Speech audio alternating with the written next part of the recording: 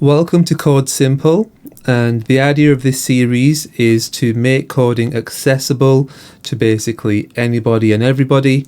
I'll be looking to teach Python, the basics, the building blocks that make up complex systems basically, and I'll be looking to explain this just using simple language. Let's just all relax, take it nice and easy, and it's just the idea is to just use simple language, make coding, make software development accessible to basically anyone. Let's really open the doors and get people coding, okay? That's the plan here, okay? So it's just a case of taking it easy. We're going to use simple language, avoid jargon where possible, and just get you guys moving into code, okay? Maybe you'll get a new career out of it. Maybe this is just revision. Maybe there's going to be plenty of things which you can just teach me. I am no expert in this field, but I do know a few things, a few basics, enough to get by a little bit, let's say, or at least to grasp concepts. So let's learn this together, let's have fun together, and let's code. All right, so let's get moving. I'm just going to have a look over this. So we're going to do scientific computing with Python. Don't let that intimidate you, okay? We're going to break it down and make it easy. The scientific computing with Python beta. Oh, before I continue, apologize. I am using FreeCodeCamp, which is accessible to basically anybody. I strongly recommend it. I really support what FreeCodeCamp are doing, and I do donate to them. You don't have to donate if you don't want to, but I would say if you are using them and benefiting from them, then I'd recommend it, at least one or two donations here or there. Okay, I'm sure it'll go a long way and help other people. I myself do donate to FreeCodeCamp. So, the Scientific Computing with Python beta curriculum will equip you with the skills to analyze and manipulate data using Python. A powerful language. You'll learn key concepts like data structures, algorithm, object. So I've done a bit of this object-oriented programming, and it's very interesting, guys. It's amazing. This is how websites, they don't just wait on a server waiting for you to access them. They will come to life when you access them. So, for example, when you click on a YouTube video, all right, and then you click on it, and then underneath that there'll be a comments box. Okay, now that YouTube video with that comments box will have never existed until you clicked on that video. Let's say it's the first time that video has been viewed. There's a lot of videos out there with 0 views, aren't there? I've got a good few of them. But yeah, you click on that. The first time it gets viewed, that's the first time that video has had a comments box underneath it, and then when somebody else comes in, of course, it'll recreate again, but of course then it's not the first time. But it's just amazing how these things get spooled up and they get pulled up as they are called, as they are requested. So yes, that stuff is interesting. And how to perform complex calculations using a variety of tools. This comprehensive course will guide you through the fundamentals of scientific computing, including data structures and algorithms. Okay, so what we're going to do is we're going to learn string manipulation by building a cipher. Okay, don't worry about what this means. I'm going to go through it, okay? Like, what is a string? Yeah, what is it? We're going to cover that, okay? And how to manipulate the string, all right? Python is a powerful programming tool, widely used for data science, data visualization, web development, game development, machine learning, and more. In this we will learn the fundamental programming concepts of Python, including variables. You can't do any coding without variables. They're everywhere. Functions, loops, and conditional statements. You'll use these to code your first programs. I have done part of this project, but let's go through this and let's break it all down. Here we go. Okay, let's get it moving. So, first things first. Variables. They're an essential part of Python and any programming language. A variable is a name that references or points to an object. You can declare a variable by writing the variable name on the left side of the assignment operator and specifying the value to assign to that variable on the right side of the assignment operator. Okay, so this is a variable. Okay, now this variable, let's give you a different example.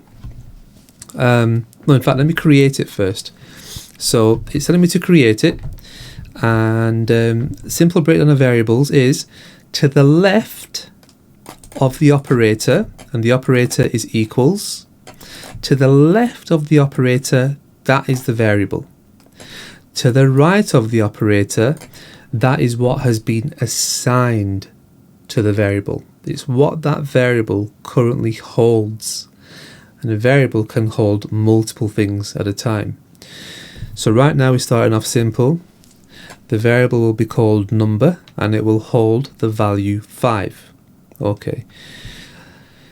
With coding, software development, etc., there's a lot of copy and paste.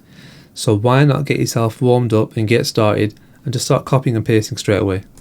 Alright. Copy that, stick it there. Equals 5, that's simple enough. 5, my numlock is off. Okay, so that's it. Okay, so what we've done there, we've created the variable which is called number.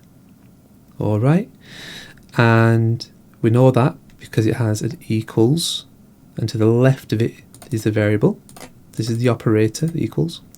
That can be different symbols, we'll cover those.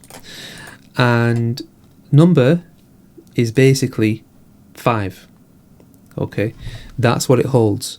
Now, what that means at this point is that those two are now both synonymous. Number is 5. So if I said to the system right now, give me the answer to number plus number, it will say 10, because it now sees number, that variable we've created, it sees number as the numerical value 5. That's what it's seeing.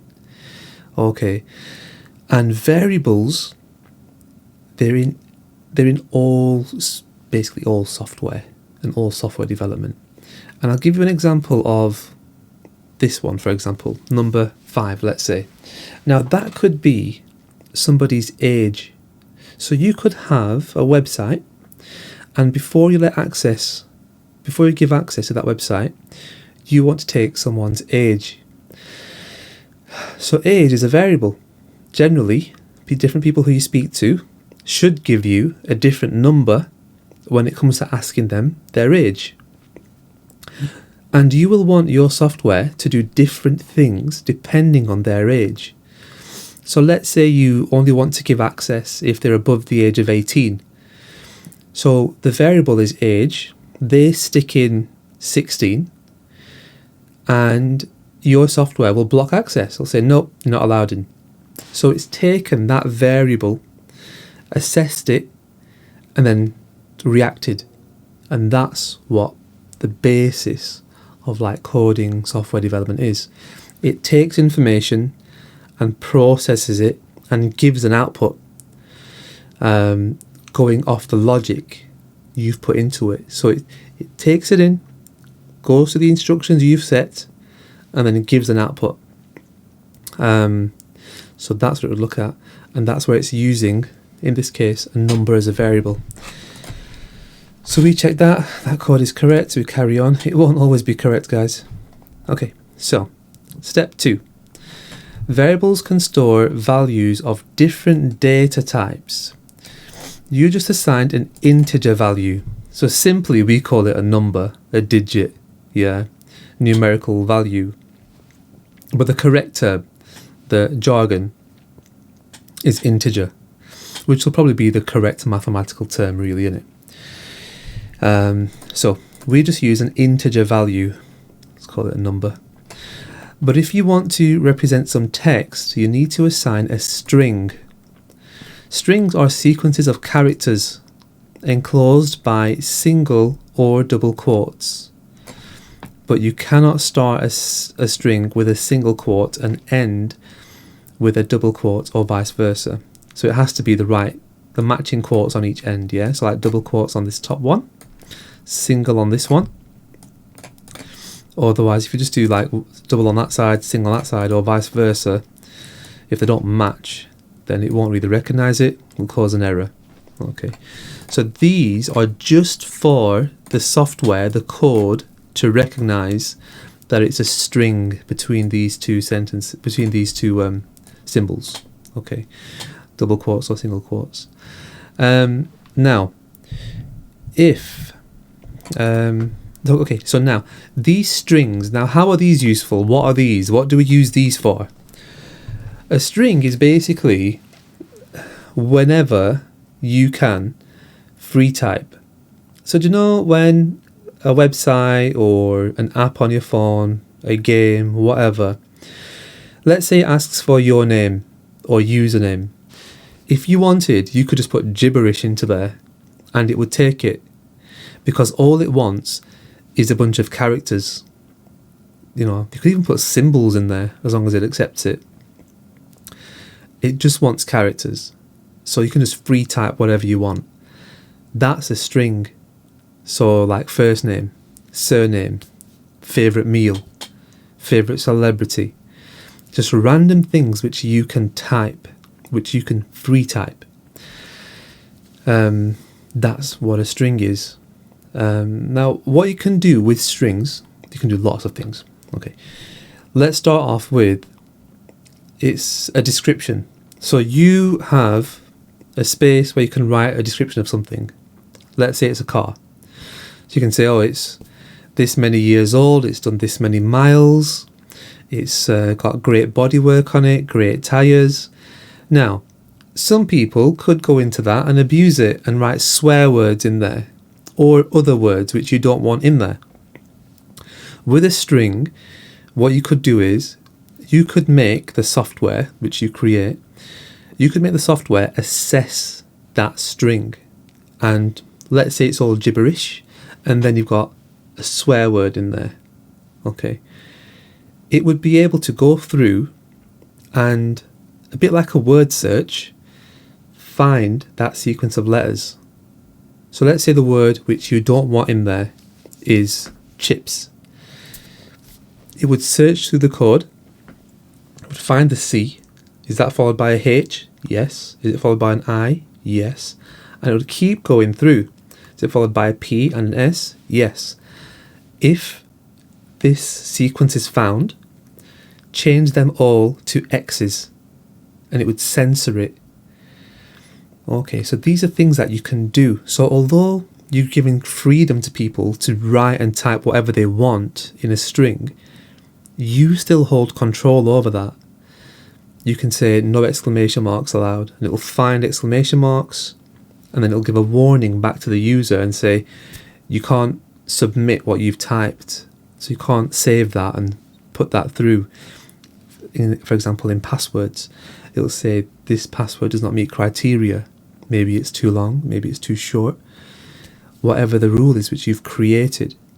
Yeah, so these are where strings are used and some controls that you have over them.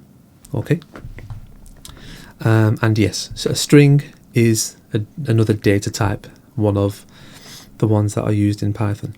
So delete your number variable and its value, then declare another variable called text and assign the string hello world. Okay, so we're changing it.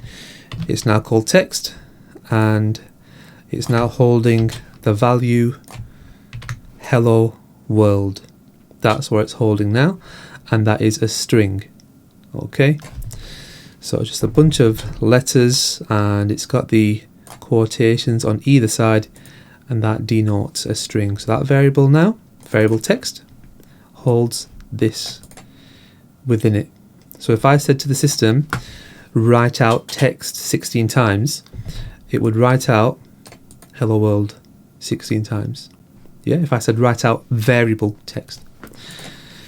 Okay, so there we go, and we continue. You can use the built-in function print. So every coding language has built-in functions, or at least pretty much every one of them do. And the built-in functions do different things. They're extremely useful.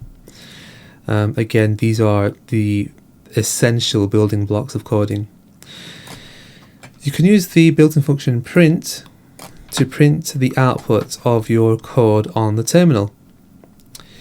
Functions are reusable code blocks that you can call or invoke to run their code when you need them. To call a function, you just need to write a pair of parentheses next to its name. You'll learn more about functions very soon. For now, go to a new line and add an empty call to the print function. You should not see any output yet. Alright, so let's do it. So it's simple. In fact, I'll just copy it. Bam, ba-dum. Done. Alright. Okay, so add an empty call. So it's an empty call. And what that means is there's nothing between the brackets. That's why it's empty. If I was calling something, I would have put, for example, text into print. Alright, but this is an empty call. You'd never really use an empty call. There probably are uses somewhere, but you probably would. I struggle to think of a use for an empty call, but they probably exist somewhere out there.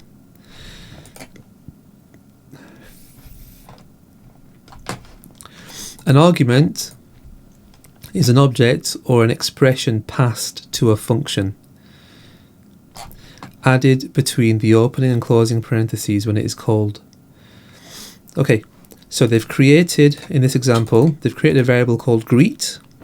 Okay, and greet is basically hello. It holds that value. That's all that greet is at this time. Okay, and if we were to print greet, it would basically print hello over here. This is basically the user's screen, let's call it. So greet equals hello, print greet, that'll print hello. Okay, and greet is the argument. So the argument is whatever is passed into the function.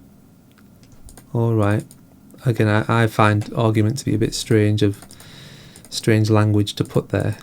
I mean, I'd be inclined to call it maybe the subject of the function, but it's called the argument of the function. I'm sure there's a good reason as to why that is. I just don't really know that.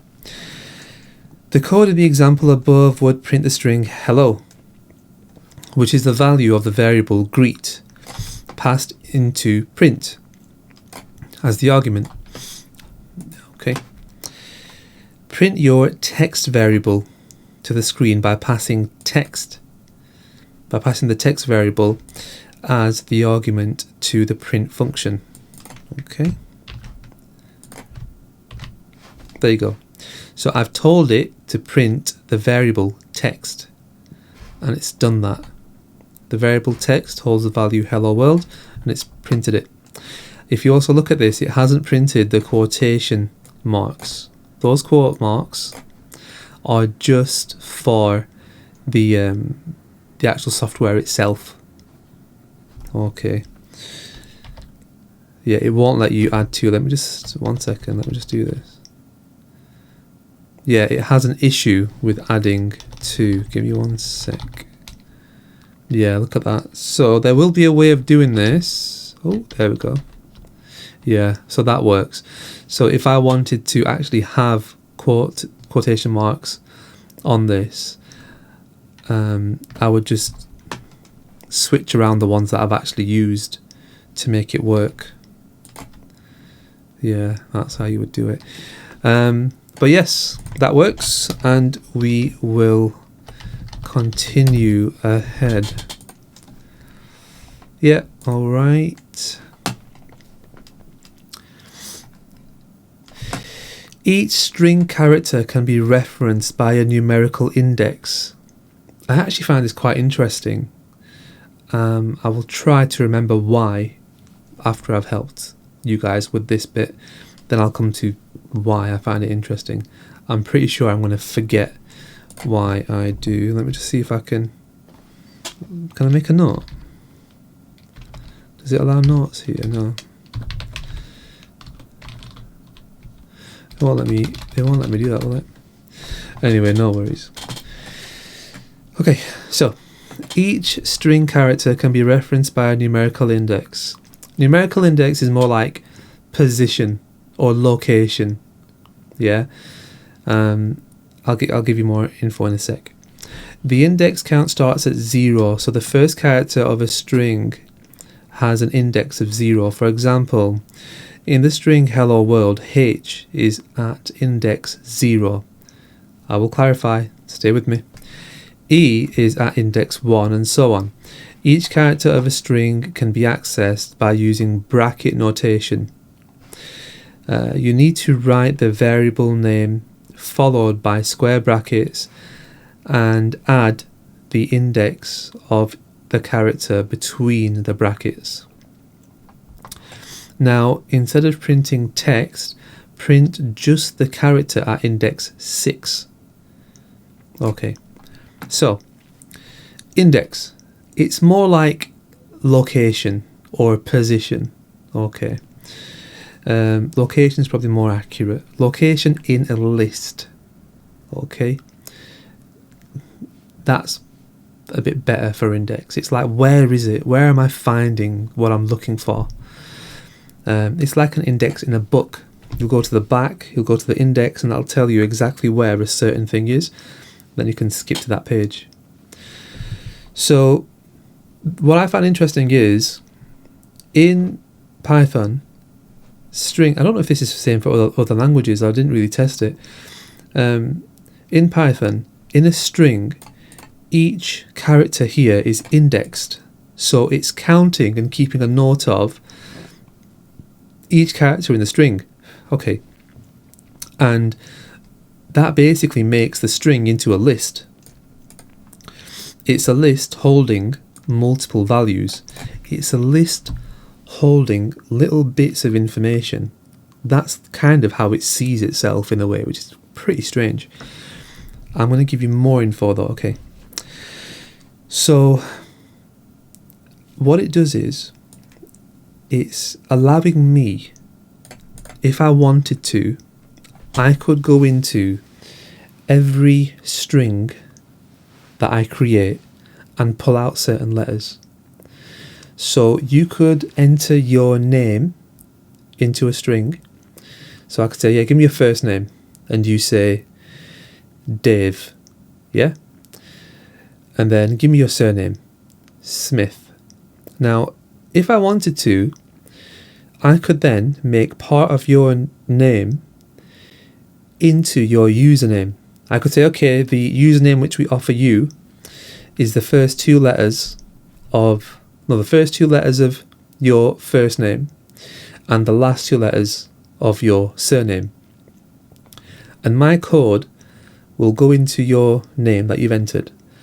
It'll grab the first letter, grab the second letter, we'll go into your surname, grab the last letter and the one before it as well. Stick them together and maybe add a few characters on, and that'll make your username. So it's interesting. You know, it lets you go in and break down a string. Like this is all counted. These are all individual bits of information which are accessible. If we wanted to, we could access every little bit. So that's interesting. That's quite powerful. So anyway, this is telling me to print the character at index number 6. Now this list here, it starts at 0. So in Python, don't forget, the list counting starts at 0. This is common for coding languages, software development. The lists will start at 0. So this is 0, 1, 2, 3, 4. So although hello is a 5-letter word, when it's counted by Python, it only gets as far as the number 4 because the H at the start is 0. So in fact, let's just go off this little example here. So we're saying R is 8. So 1, 2, 3, 4, Look, I forgot there, didn't I? See that? I forgot already. It's easily done, so don't forget that. 0, 1, 2, 3, 4. 5 is the space. 6, 7, 8. So R equals text 8. So my text variable, position number 8, equals R. That's correct. So we're going to go for number 6. 0, 1, 2, 3, 4, 5, 6. We should get the W. That's in the 6th position. Don't forget the H, or the first item, is a 0. Alright. Okay. So now instead of printing text, print just the character at index 6.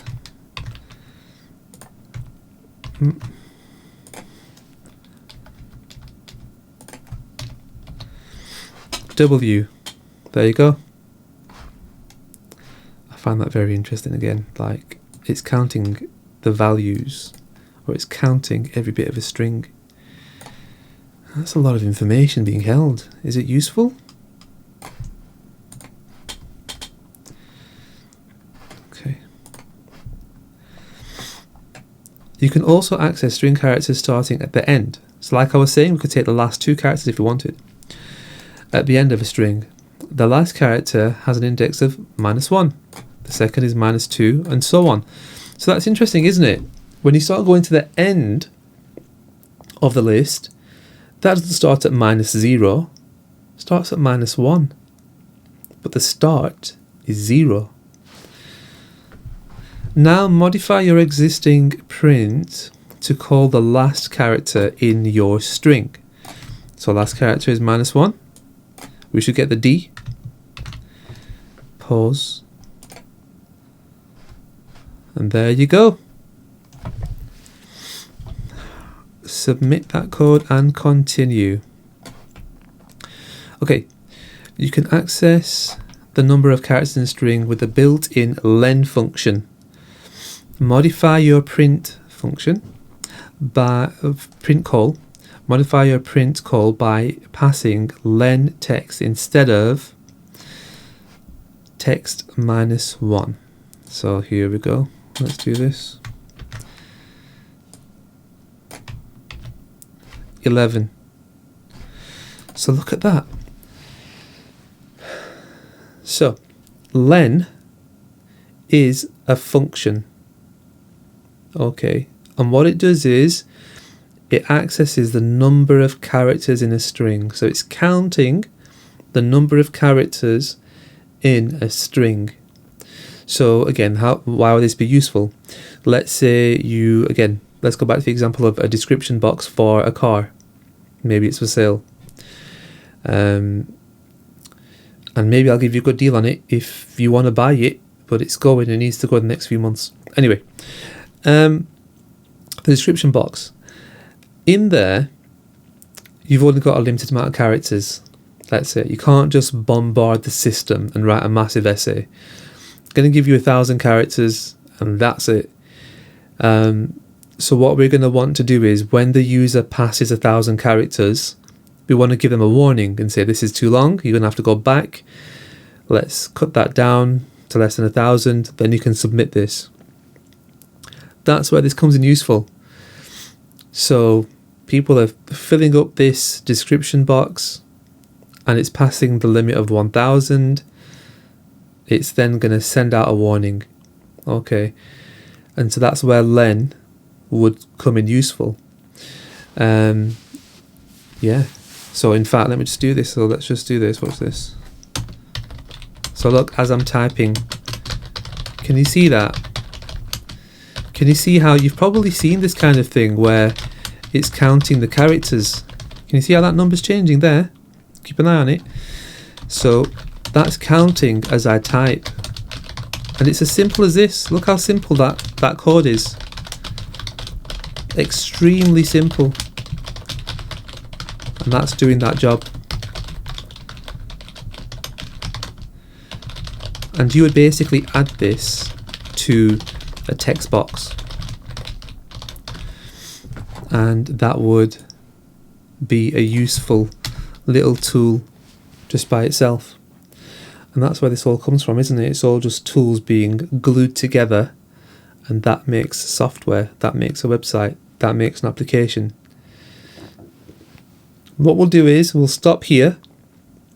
Okay, that was the len function just at the end there, and printing it, and we will continue from this point in the next video. Let me know if you like this stuff, pop a like on it, etc., and we will do more simple stuff like this, and let's get ourselves into the world of Python and making things. Okay, so with that, I'll thank you guys for now, and I will catch you in the next one, and yeah, see you later.